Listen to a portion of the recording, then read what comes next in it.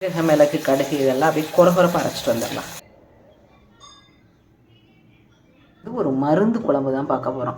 ஒருத்தருக்கு வந்து செரிமானம் ஆகலை, வயிறு உப்புசமாக இருக்குது அப்படிங்கிறவங்க கண்டிப்பாக இந்த குழம்பை நீங்கள் சாப்பிட்லாம். மருந்து குழம்பு ரொம்ப நல்ல டேஸ்டியாகவும் இருக்கும்.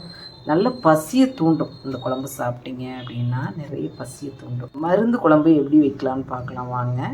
கடுகு வறுத்துருக்கேன், மிளகு வறுத்துருக்கேன், ஜீரகம், வெந்தயம் வறுத்துருக்கேன். இதெல்லாம் வறுத்துட்டு பொடி பண்ணி வச்சுக்கணும். எண்ணெய் இல்லாமல் ட்ரையாக வறுத்துக்கணும். இதில் நல்லெண்ணெய் ஊற்றிருக்கேன், வெங்காயம் போட்டுக்கேன்,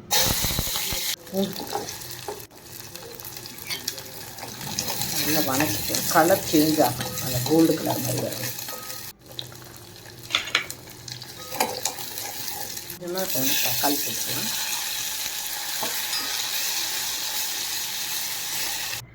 காய்ச்சலில் படுத்தவங்களுக்கு உகந்த குழம்பு இது. கொஞ்சமாக பேஸ்ட் மாதிரி அரைச்சிட்டு வந்தோம்னா அந்த குழம்பு மிளகாத்தூள், மஞ்சள் தூளோட அரைச்சிட்டு வந்து ஊற்றியாச்சு. தாளிப்பு கொடுத்துக்கலாங்க. புளி கரைச்சி ஊற்றியாச்சு,